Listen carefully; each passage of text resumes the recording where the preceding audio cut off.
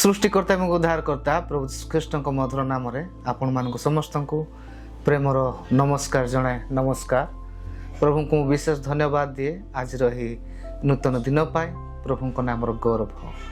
मोर प्रिय माने जदि आपण माने प्रथम थर यही चैनल रे प्रभुंकर वाक्य देखुछंती ताहले दया करी लाइक सब्सक्राइब आ शेयर करंतु। आ प्रभुंकर वाक्य रे आम्भे माने समस्ते आगो को बढ़िबा आ प्रभु आम प्रत्येक को आशीर्वाद करिवे।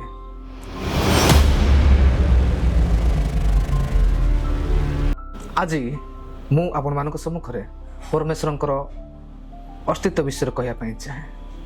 परमेश्वर आत्मा अटंती एवं जो माने तांकर उपासना करती से माने आत्मा एवं सत्य रे उपासना करिबा नितांत आवश्यक अटे।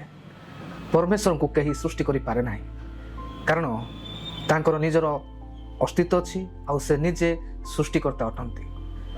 अनेक अनेक प्रकार भाव रे ताहांको हस्तरे निर्माण करी पूजा आराधना प्रशंसा करती, किंतु परमेश्वर कहिसंती आंभ साक्षात रे तुमर कोनोसी देवता हेबो नाही, तुमे कोनोसी खदित प्रतिमा निर्माण करिबा नाही, कियबा ताहाको पूजा करिबो नाही। परमेश्वर स्वयंभू अटंती। जेतेबेले इस्राएल लोक माने मिस्र देश रे फारोंकर राजत्व काल रे बंदित्व थिले, सही समय रे आ परमेश्वर इस्राएल लोक मानकर क्रंदन को देखिले एवं निजर दास मसा को से गोटे ज्वलंत बुदारू डाकुअछंती एवं कहुअछंती मोर लोक माने मिस्र देश रे बंदित्व रे अछंती, आउ तुमे सेठाकू जाए से मानकू उद्धार करी आनिबा नितांत आवश्यक रहिछि। आउ से समय मसा कहुअछंती प्रभु मु जदि सेठाकू जीबी मु कोन कहिबी, किए पठै अछंती बोली कहिबी।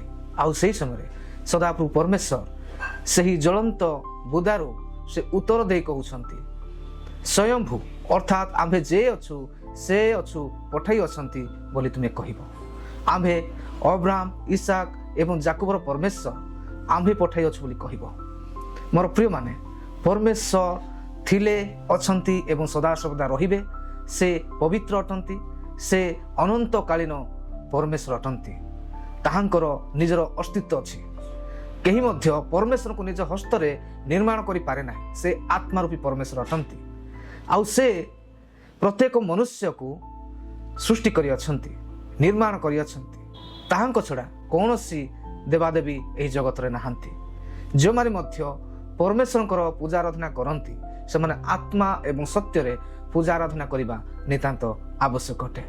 आमे देखिबा से वाक्य रे परमेश्वर की प्रकार मसा को कहउछंती। अनंतर मसा परमेश्वर को कहिले देखो मु जेतेबेले इस्राएल रो संतान मानक निकट को जीवी से मानक को कहिबी कि तुम मानक पूर्व पुरुष मानक परमेश्वर मते तुम मानक निकट पठै अछंती।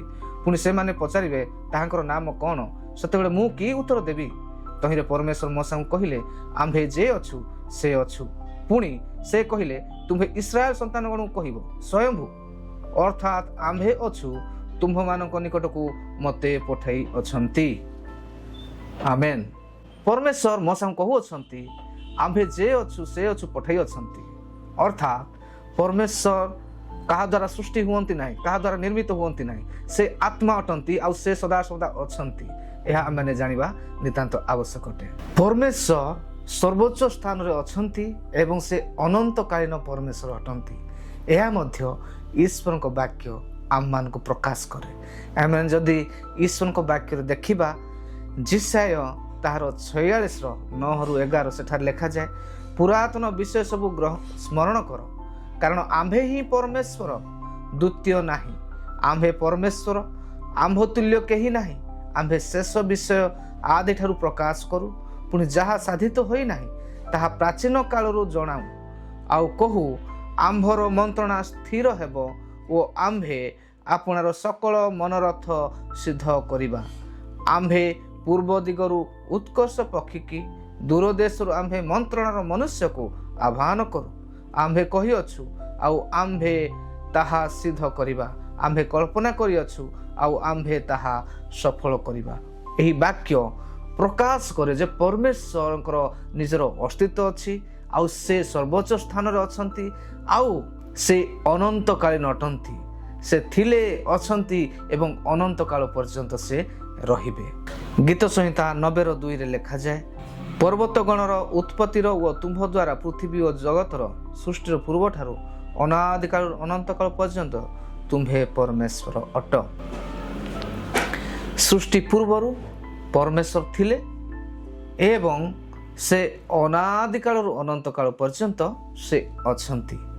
ଏହା ପରମେଶ୍ୱରଙ୍କର ଅସ୍ତିତ୍ୱକୁ ପ୍ରକାଶ କରେ।